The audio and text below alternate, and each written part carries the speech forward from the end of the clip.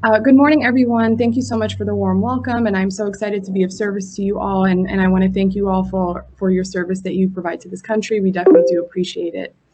The goal of today's workshop is really to educate you on the importance of having an attorney on your side as you embark on your entrepreneurship journey, and kind of give you insight on what to expect and how to go about choosing an attorney and the right one that is for you. All right. How do I move in the slides? Will it just...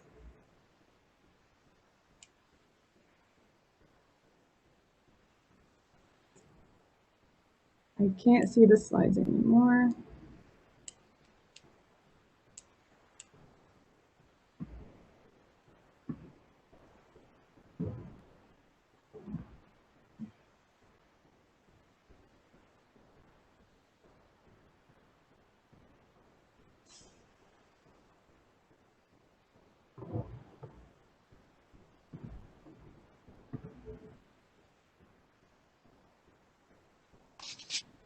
Okay. So the first question I want to answer for you all is, what is a business lawyer and what kind of services are they able to assist you with? A business attorney is essentially, becomes part of your team on the onset of your business. They assist you with forming your business by registering with the state, whether you decide to register a limited liability company, a corporation, or if you want to go the nonprofit route. And I'm sorry? And go through the nonprofit route. They also help you organize your business in the event that you've already registered. Lex, can you take this? I think not everyone is muted. I'm sorry. Can everyone please mute their phones or your computers? Okay, perfect. They also are able to assist you with organizing your governing documents of the business in the event that you've already taken a step of registering your business, and also fixing any mistakes that may have happened along the way. A business attorney can also assist you with business disputes. A lot of times people don't engage an attorney until they feel that something has gone wrong. And at that particular point, it becomes a little bit too late and you're essentially trying to save your business from going under. I do want to say that small business litigation, a lot of times for small business owners, does end up in bankruptcy because the litigation fees are just way too much for a small business to be able to handle. So it's really important that you engage a business attorney as early as possible in your business planning so that you're able to ensure that in the event you are faced with litigation, you put yourself in a position to win. Right. A business attorney can also assist you with drafting contracts. I know it's very, very attractive, or can be easy to download templates online, and you figure, I can read English, I can understand the terms of it, so I'm just going ahead and going to use it. What I find the issues with that is that a lot of times business owners really only focus on the business deal terms, which is essentially the meat of the contract, but they completely disregard the legal terms, which are what becomes the most important thing when you are faced with litigation. So if you're going to go as far as ensuring that you memorialize your agreement in a contract, you absolutely want to make sure that you're protecting your interests in the best way possible in preparation for litigation, right? They also are able to assist you with negotiating contracts, as you go back and forth in negotiating any of your deals. And they're also able to do a document review for you in the event that you want to see or understand what exactly it is that you're signing. So the next question I'm going to answer is the other aspect of business law, which is intellectual property law, and what can an intellectual property lawyer do for you? A lot of times with small business owners, when I see disputes, come across my desk, it's usually when it's a little bit too late. And at that point, they fail to protect their intellectual property, which is really how you maintain your competitive edge in the market for the long haul, whether you're planning to stay in business, for the duration of your life and maybe passing it on to your family, or if you're planning to create a business, nurture it, and then eventually sell it. Your intellectual property rights are very, very important, and they're at stake from the get-go of you starting your business. They take four types of forms, which are trademarks, copyrights, trade secrets, and patents. Not all businesses are going to need all four intellectual property rights in order to protect their business. However, at the bare minimum, all business owners and businesses will at the minimum have trademarks, because those are what protect your brand and your brand identity in commerce and distinguish your company from your competitors. So it's really important that you're able to engage an intellectual property attorney that can assist you with those services as well as early on as possible. An intellectual property attorney can also assist you with, any type of disputes that may come up.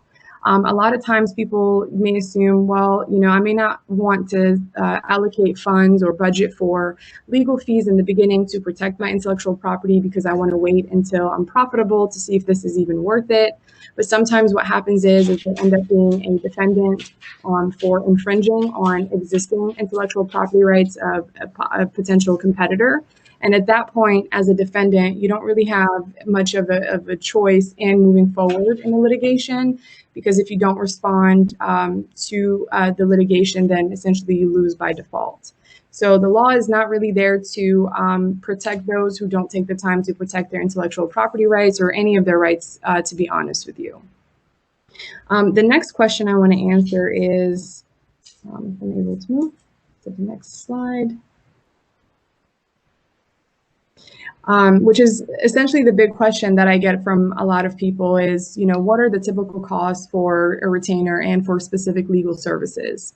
I hate to give you the politically correct answer, but it is really the truth. It really depends on your business and what your business specifically needs in order to be able to, tell you specifically how much.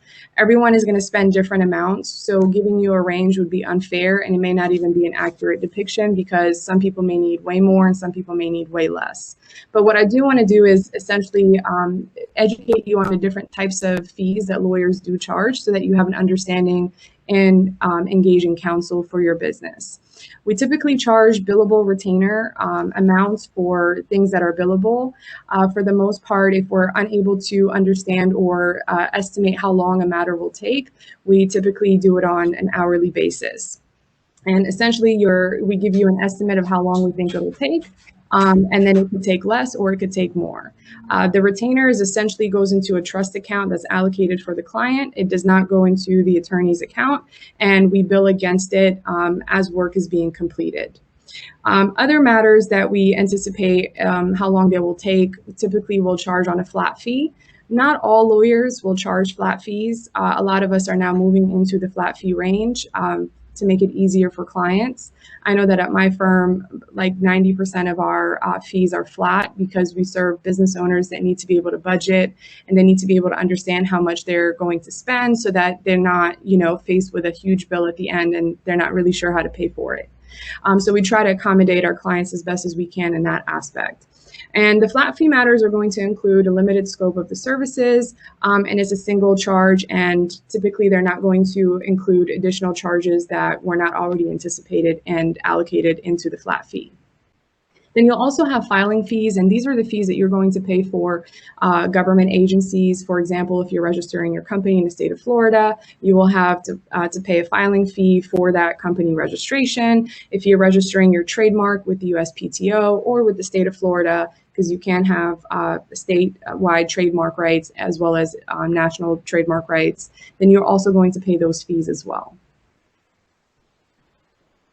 All right, so the next question is, and honestly, this is really the best question, is when should I establish my relationship with a lawyer?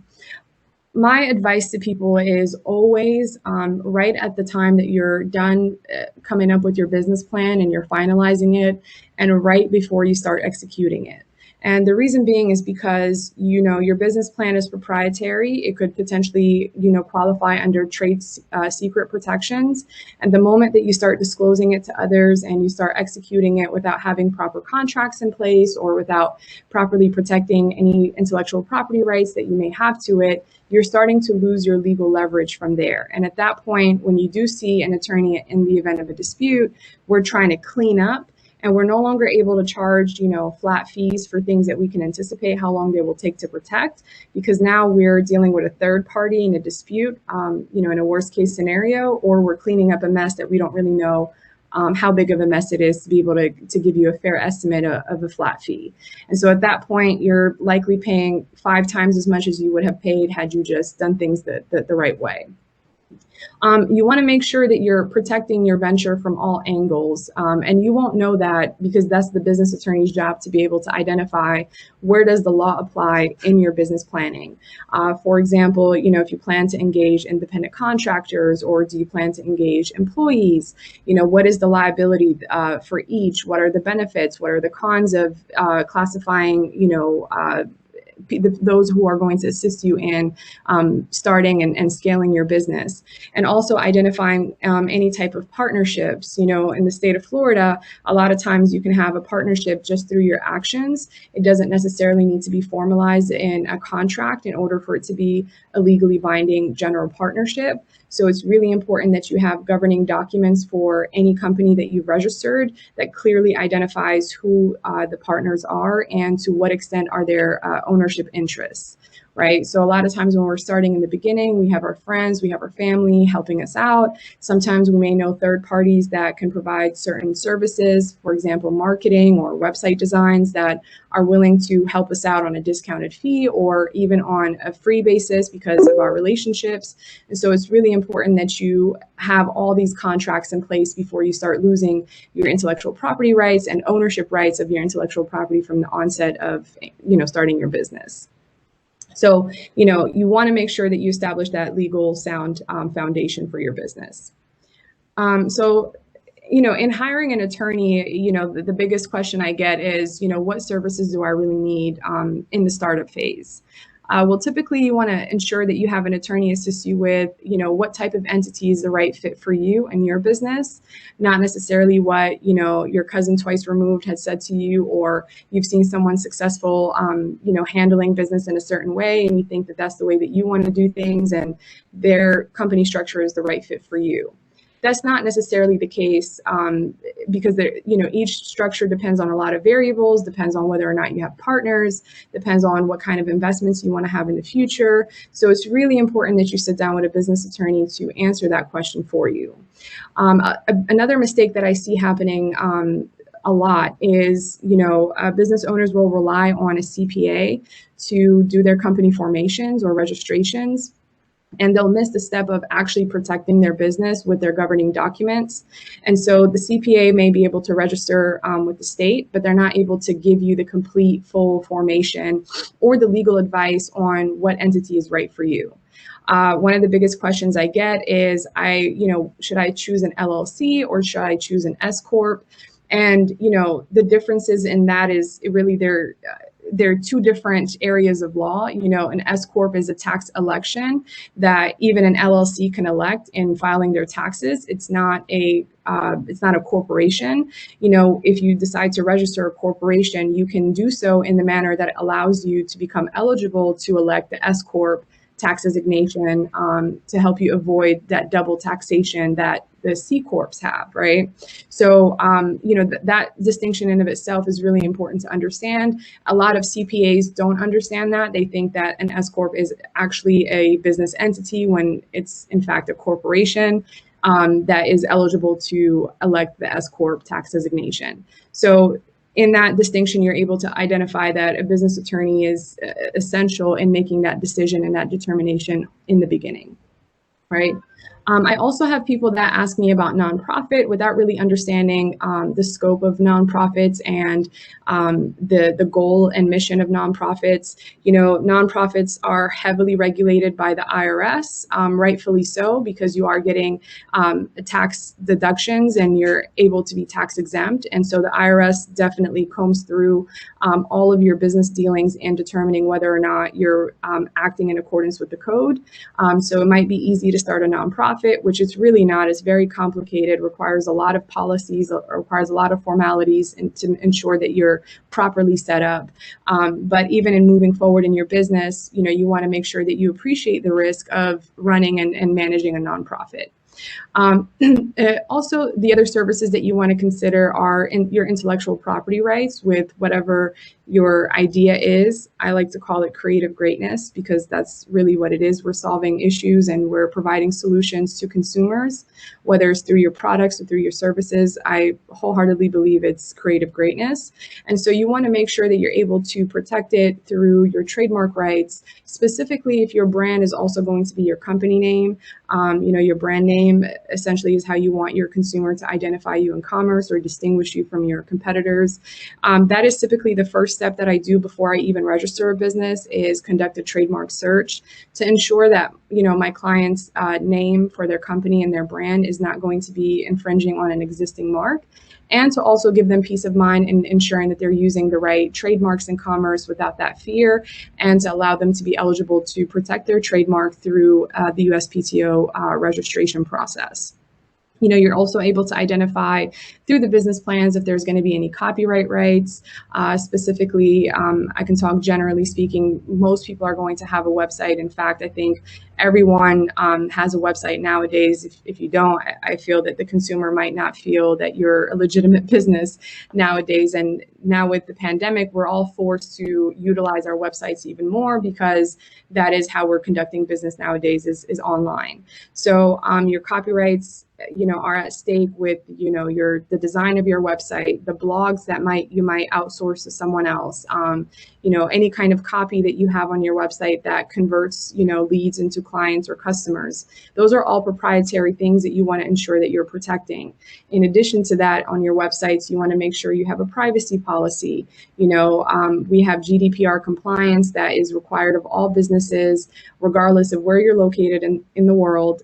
As long as you have European citizens visiting your site, there's a heightened requirement for privacy rights that the European Union has mandated as of 2018. So, you want to make sure you're compliant with that. As of January of 2020 of this year, California has also heightened their privacy policies and has, put into place some things that also need to be accounted for in your privacy policy moving forward if you're advertising to, customers or clients in California, or if they're able to even visit your site. And no one can really make the argument otherwise because we're using the World Wide Web. And so anyone from anywhere can access your site. And so you can't really say I'm only focused in, this area, right? So those things are really important in ensuring that you protect those rights from the onset of actually engaging a third party or even launching your online business or your website. Then you also have your trade secrets, which it may be different for each business. Some people do have trade secrets, some people don't. It just is dependent on your business and what you will require. And then if you have inventions, there might be some patents that might be involved. And the one thing I want to mention about patents is you don't have forever to protect them. In fact, you have a year from the date that you publish it to be able to protect it, whether you do provisional patent, which is good for a year, or the non-provisional, which is good for 20 years. If you fail to protect your patent rights, then essentially anyone after that 1 year period that files has priority rights over you. Right, so that's really important to be mindful of. And then they can also assist you with contracts. For example, if you're pitching your idea to investors, or if you're engaging with a business coach, or if you're seeking assistance in any capacity where people are able to dive into your business and understand how the inner workings of it and your secret sauce or whatever it is that you're planning to do. NDAs are very crucial to protect not only your trade secrets, if you have any, but also to ensure that no one is going to take your idea and run with it. We typically include non-compete provisions in there. And, NDAs take a variety of different forms depending on the other person on the other side of the transaction. For example, if you're sitting down with seasoned entrepreneurs or, angel investors, they're not likely to sign an ironclad NDA because they want to have the freedom to be able to speak to others who may have similar ideas. Or if you're sitting down with someone who's going to assist in creating a prototype, you want to be as ironclad as you possibly can because you don't want them to essentially take what you've created and, utilize it somewhere else. Work for hire agreements are really important for copyright rights. I will mention this, that, the copyright rights attach the moment that they're created. And if you're engaged with a third party to create any graphic designs for you or your website or any copy or anything that can qualify under copyright protection, and you don't have a work for hire agreement in place, it doesn't matter if you pay them for the service, they will be the rightful owner of the copyright to the deliverables. So it's really important that you have a contract in place with the copyright language that stipulates that you are the rightful owner before they start working on anything. If you're engaged with independent contractors, you want to make sure that you are properly classifying them as such. I've seen a lot of issues where people have misclassified employees as independent contractors and vice versa. You know, the state of Florida has its own factors and they're very gray. Having a contract in place is just one of those factors that the court will consider in whether or not they determine that this person is rightfully classified as an independent contractor or not. So you want to make sure that you're speaking with a business attorney that can assist you with understanding where is that line and what behavior should you display in engaging with this particular independent contractor to make sure that there is no gray area in your transactions. And then, of course, if you have employees that you want to make sure that you keep for the long haul, you know, employment agreements are great, as well as employee confidentiality agreements to ensure that they're not taking your information and essentially running away with it. So, you know, another question that I did want to answer for you guys is, are there special legal issues for veteran-owned businesses in the state of Florida? I wouldn't call them issues per se. I would say that there are some benefits in, you know, qualifying your business as a certified veteran-owned business and you being able to obtain certain contracts with the government. And so there are some requirements that, you know, you have to meet in being able to obtain that certification. You know, and I've listed the eligibility requirements here. So you definitely want to make sure that your governing documents, if you have registered an LLC, your operating agreement, or if you, you know, organize as a corporation, your bylaws and shareholder agreements are compliant with these requirements to ensure that you're able to have a smooth, you know, you're able to meet all of these requirements and have a smooth certification process. There is also another designation of disabled veteran-owned businesses that you're also able to obtain. And those, you know, eligibility requirements are a little bit more detailed and heightened. So I'll save that, you know, I'll spare you that information. But if that is something that applies to you, you're able to move forward with that as well. And that's why it's important to have a business attorney to assist you in making sure that you're setting yourself up for that. All right. I'm not sure I understand. Sorry, that's my Apple Watch. So which contracts would be safe to sign without legal review? The safe answer to that is really none. You always want to make sure you get a legal review completed by an attorney. And I say that because we're very creative in how we draft certain provisions that make you feel as if you're getting a good deal. But we can use one word, you know, or a couple of phrases and legalese and completely change the whole dynamic of the contract and add in other provisions that you may not have had the time to read or may not have been interested in reading. And so while you may think that you're getting a great deal, that one provision under that one phrase completely undoes the entire thought process that you thought you had. You know, contracts are very complex. They require, you know, a lot of heightened understanding of how the provisions interplay with one another. And so, you know, you want to make sure that you have an attorney, you know, review it for you and at least put you on notice of what to expect so that in the event that there's a dispute, you already know, you know, what's coming and you're able to mentally prepare for it as well as financially prepare for it. So what if I get sued for something that happened with my business? Well, if you set a strong legal foundation, as I mentioned in the beginning of this workshop, then essentially the goal is that you will have preventative measures that in the event that someone does sue you, they're going to settle sooner than later because they'll see that you do have a strong legal foundation. And, you know, business litigation at the end of the day comes down to a business decision. Is it worth the investment in moving forward? Or is it going to be a waste of money? And, you know, 9 out of 10 times when you have two reasonable people on both ends of the dispute, you know, you're able to come to an agreement sooner than later if you are able to show where you stand on your position and showing transparency, right? And you want to make sure that you seek counsel before it gets worse. a lot of the disputes that I have been involved in have really been things that could have been avoided had I been called the moment that there was any idea of a possible dispute going on. Because we're able to counsel you in how to move forward in facilitating negotiating a settlement without even us getting involved directly. We're able to kind of assist you from that process on the back end in helping you diffuse the situation if possible. Trust me, you don't want to add more fuel to the fire in business litigation because it gets very, very expensive. At a bare minimum, 50 to 70K. We're going all the way through to trial, depending on the complexity of the issues and what's at stake. So, you want to make sure that you're able to understand, your liability from the front end and making sure that you're seeking counsel that understands that as well. Sometimes, you might find counsel that's just, looking at things from only a legal perspective and completely disregarding the business bottom line of the circumstances. I always tell my clients, you might have a legal right to pursue X, Y, and Z, but when it really comes down to it, what do you get at the end of that?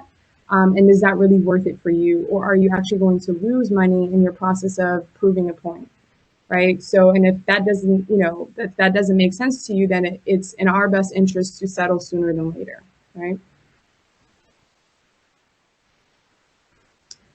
All right, and lastly, what precautions should I take concerning COVID-19? So I know that this pandemic has been very difficult on small businesses, and a lot of my work as of late has been diffusing some of the damages that have accrued from, the domino effect of this pandemic. So one of the things that you want to make sure that you have in place if you're just starting out in your business is that in your contracts you have provisions that actually protect you in the event of a pandemic. We call those force majeure clauses. A lot of times they're drafted in a way that do not really protect you. And so it's really important that you have an attorney review that and draft it for you in light of it being in your best interest. Also, if you are selling products, you want to make sure that you have terms of use that also have that clause in there where you're able to delay shipping or your obligations under the transaction if there is another pandemic or if there's any additional delays, right? If you do have employees, you want to make sure that you're following the CDC guidelines as well as the OSHA guidelines, which provide for the safety of employees. And OSHA guidelines didn't really come into play in the office environment or where there's not a lot of hazardous materials or a lot of liability that could possibly ensue, such as as if you would have in a construction site, right? But now with this pandemic, not knowing how you're able to contract this this virus, and you want to make sure that you're taking all of your precautions and ensuring that your employees are safe and that you're providing a safe work environment for all of your employees. It's no longer, an option. I'm seeing more and more that a lot of my colleagues are looking into litigation specific to COVID-19, specifically against employers. So that's something that you want to be very mindful of. One of the ways in which you can meet some of your burdens is by adopting policies for your business and for your employees, in addition to for your customers, right? So you want to make sure that you have these policies in place that are driven to protect everyone from any type of liability. And there might be some disagreements on whether, certain measures are protective or not. But when you're in business, you definitely don't want to wait until there is definitive answer as to whether or not these measures are working or not. You just want to make sure you're meeting your burden as specified by the CDC and OSHA through your policies and making sure that your employees are safe. The last thing I do want to say is, you want to prepare your business to do, to provide services or products virtually without having to be in brick and mortar or an office space. And the reason why is because we don't know how long this pandemic is going to last. We're not sure what's to come. There's a lot of unknown variables. So you really set yourself up for success when you are planning for the worst case scenario by making sure that no matter what happens, whether we're able to be around each other or not, your business is still able to move forward and propel forward. I've been very proud of a lot of my clients who have pivoted into the digital space. If they provided a service in the past, they're now providing digital products of that particular service that they're able to sell on their site, whether it's guidelines for how to do a certain thing or educational material where they're still able to provide the service on a grander scale, but without having to see people face to face. All right. Before I do take any questions, I do want to give a disclaimer that, the information that I provided to you today is really just for informational purposes. It doesn't create an attorney-client relationship between you and I or between you and my firm. And I also want to say that I would like the questions to be limited to general questions, as I cannot answer any specific questions so that we don't inadvertently create an attorney-client relationship and break privilege and confidentiality. Thank you, Salma. This is Janice, and this has been some wonderful information. A lot of what you covered are the exact questions that we get from our clients. And when we teach our Boots to Business classes, they're on military installations because these are the people that are about to get out of the military and think they may want to start a business of their own.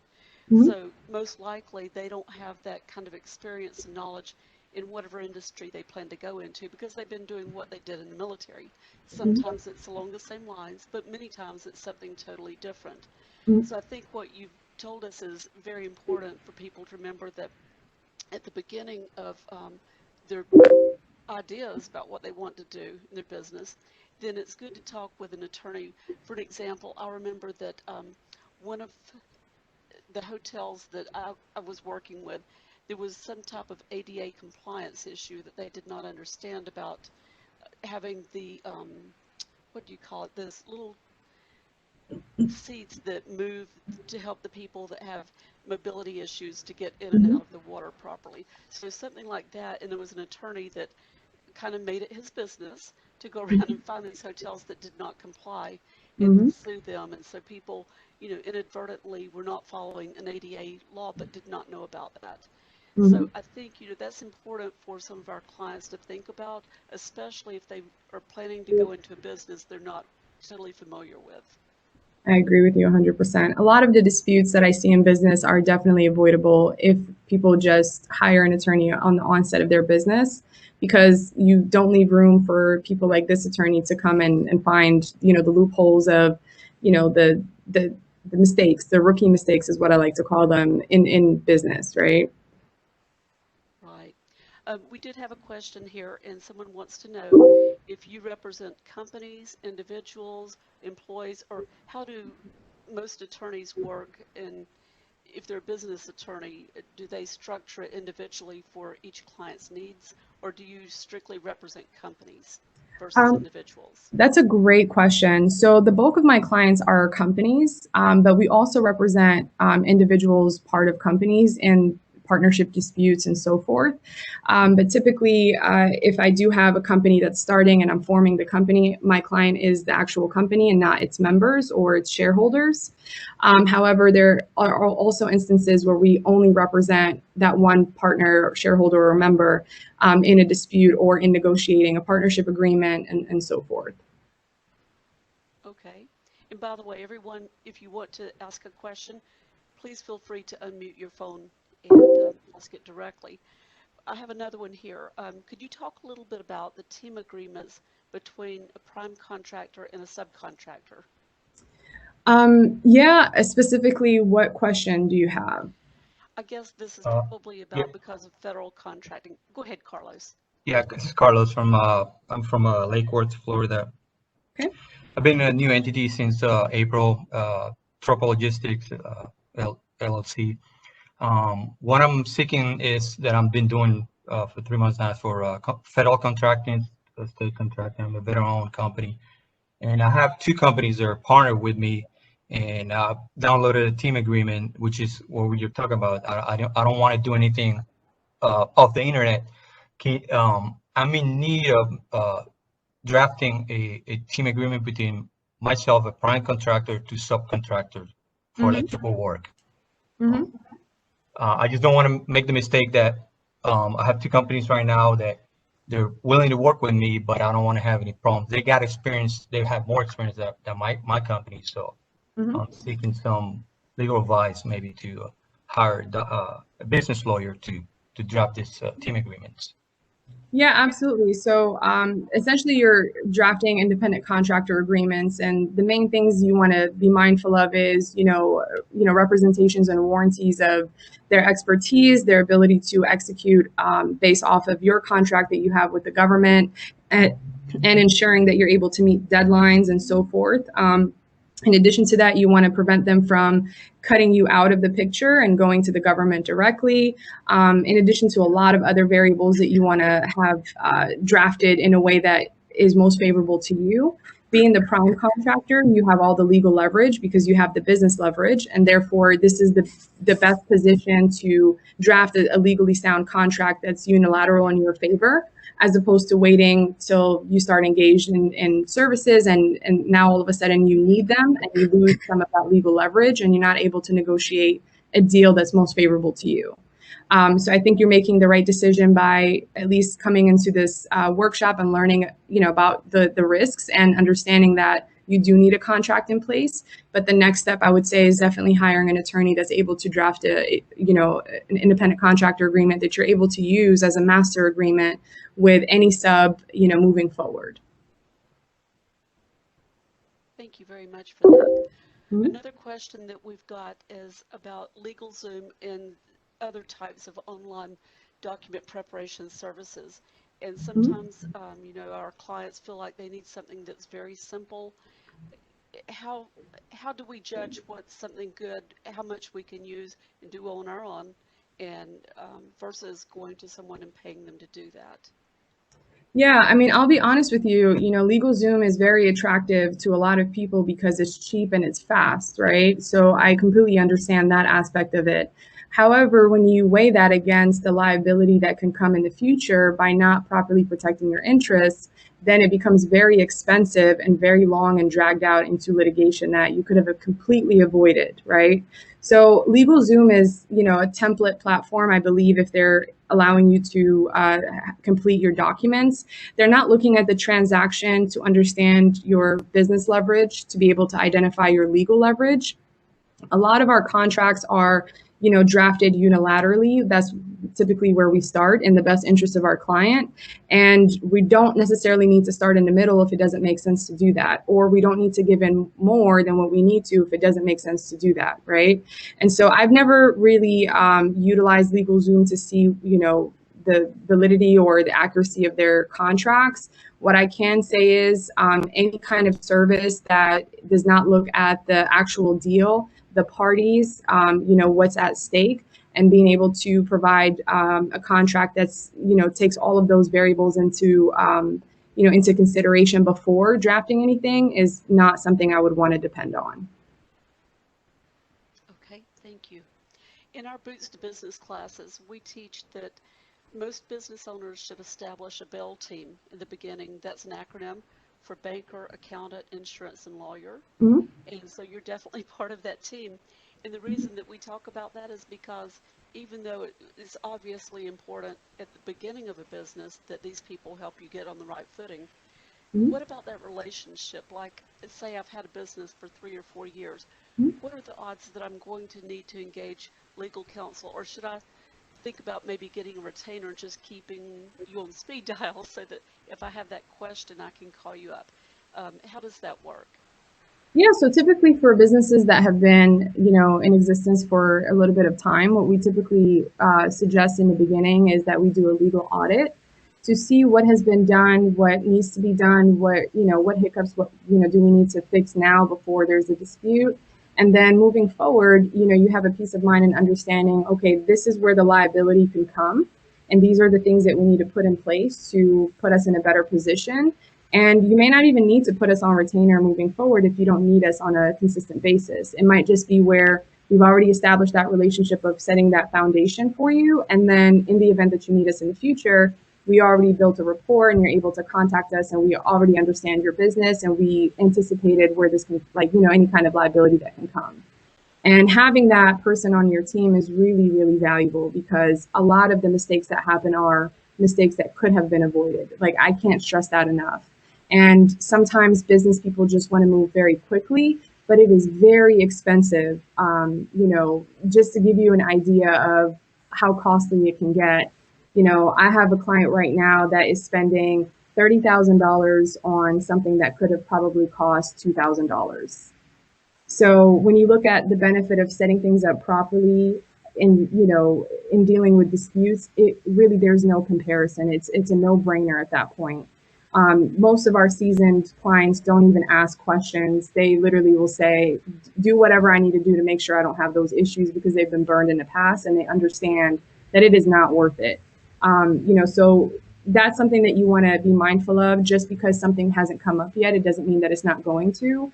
And if you didn't have an attorney set up your documents and properly, set that foundation for you, then that's something you definitely want to make sure you invest in sooner than later, because you're at the sweet spot of fixing before there's an issue, right? You're so right on that. I came from a legal background many years ago and had a legal transaction that I thought I could set up my own contract between me and one other person, and it seemed pretty good until something went wrong. And we ended up in court. So what you're talking about, just a couple of words can make a huge difference. It actually did.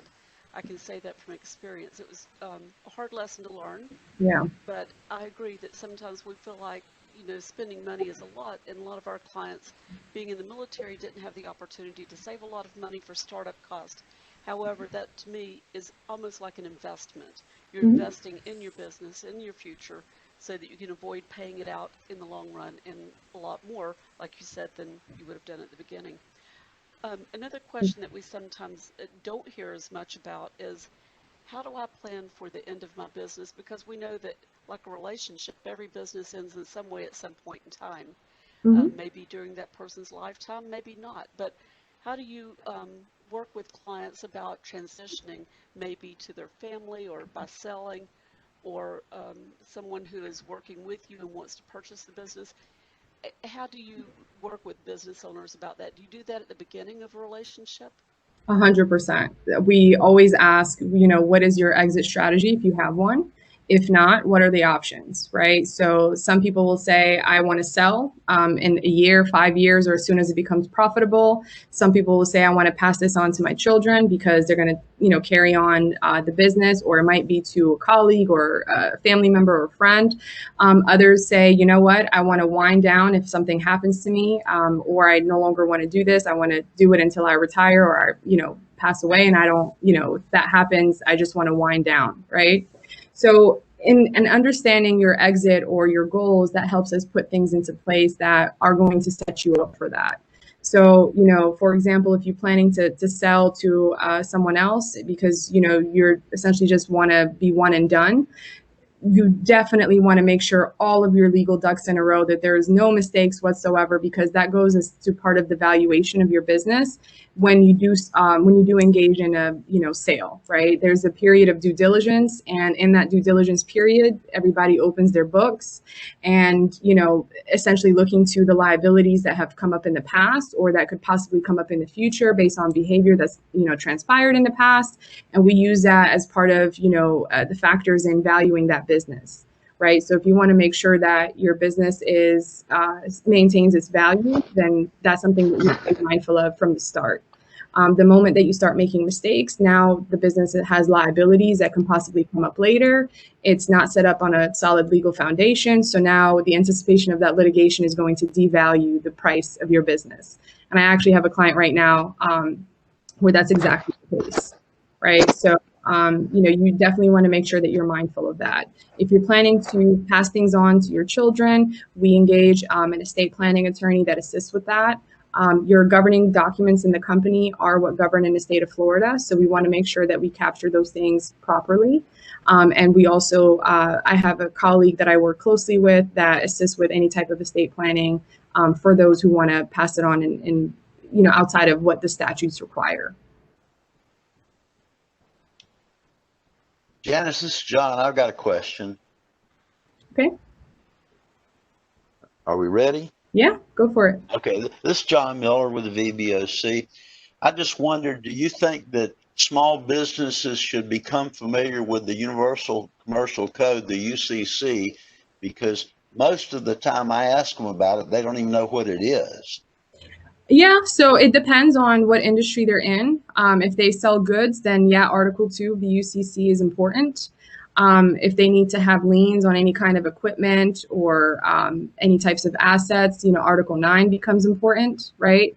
So not all businesses need to be familiar with it, or if they deal in commercial paper, Article 3. So it really just depends on the type of business and which UCC article is going to be at stake and to what extent. But absolutely, if you sell products, then definitely you need to be familiar with Article 2. But if, trying to understand the provisions of the UCC is very difficult, I wouldn't necessarily advise them to just go ahead and read the statutes because they're not easy. They're very complex. So I would say making sure that you're hiring that attorney on the front end of your business, they'll be able to identify what provisions of the UCC apply and to what extent, and be able to provide you guidance from there. So I wouldn't expect a business owner to understand the UCC or to even know of its existence, because that would require them to, I don't think I would have ever learned about it if I didn't practice law, right?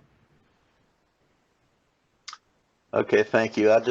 I'd had some experience with it and with other businesses, and I thought that it has a lot of great information in it. I just almost think that when people found a business, they ought to be given a copy of it. Yeah, depends on their industry and their business. Yeah, if they're, I have clients that are, sophisticated and want to learn and want to know every ins and out of how everything is, how everything goes.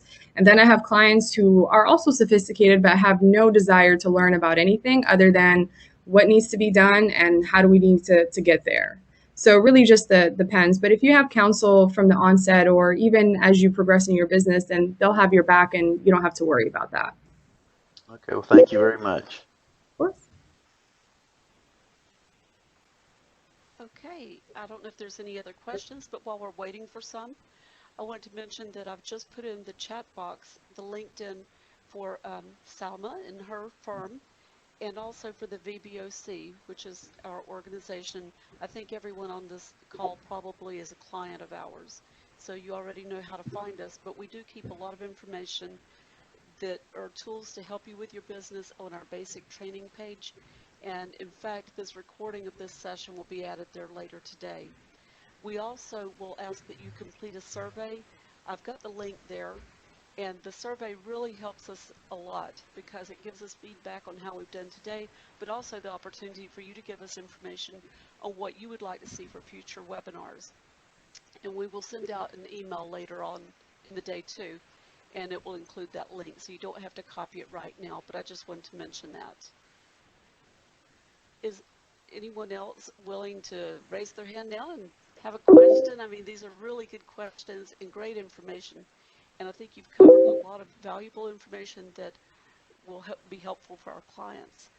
Someone is asking if you would mind telling what an initial consultation fee generally is for such a, if you're just starting a business. What would a client expect, about how much time and about how much money? So our initial consultation fee is $250 for an hour of our time, and we go through your business plans as well as provide you with our legal business plan with the scope of services that your business needs to protect it at the end, and provide you with insight on how to navigate in your startup phase or wherever you are in your business, to be honest. And then based on our consultation, we determine the price of how much legal services you're going to require based on your specific business, which is why we make sure that we customize our legal business plan to your business. Very good. I'm glad you gave that information because that is one of the basic questions that we hear. Yeah, and I do want to mention something that I've seen out there. A lot of times people will say we give free consultations. To me, I find that to be a little bit misleading in the sense that they're not really getting to know your business and providing you with legal solutions, but more so just telling you about the services that they provide and whether or not they're able to help you with those services. At my firm, we call those discovery calls, and those are free. I think for me, I wanted to make sure that I designate a consultation to mean exactly that. We're consulting about your business where I'm giving you legal advice that you're able to utilize and not just general information about, our firm and whether or not we can provide that service. So just be mindful of that as you're searching for any kind of lawyer in any field, not necessarily just business. I know that I get that question a lot. I guess that leads into maybe one final question. Mm-hmm. I know that you specialize in business. Mm-hmm. Most lawyers specialize in something, I guess, like doctors do. Mm-hmm. So what do you think about someone going to a general practice lawyer? Are they qualified to work with businesses, do you feel? I mean, that might be a loaded question, but we know that we wouldn't necessarily go to a tax lawyer for a divorce. So how important is it to go to someone who specializes in business to get our business questions answered? Okay, so in the state of Florida, we don't specialize unless we have a certain designation to by the Florida Bar to be able to give us that designation of specialization. What we say is we focus on different areas because you are required to take additional courses to be able to get that specialized designation. I think it's really important to hire an attorney that understands business and that understands intellectual property together, because I have seen where you can just go to one. If they don't have someone that they can refer you to assist you with the other service, then you're missing a piece. And if you don't know what you're missing, you don't know what you need, right? I have not seen a lot of general practitioners as of late. I think that the law has progressed into more focused areas and making sure that we're properly assisting our clients in all aspects of that particular area. There's things that although I may understand, I'm just not going to handle because they're outside the scope of my services, and I don't, I'm not interested in that area enough to keep up with it, to be able to understand if there's been any changes in the law or anything of that sort. So I think it's really important that you find someone that can handle business law as well as intellectual property.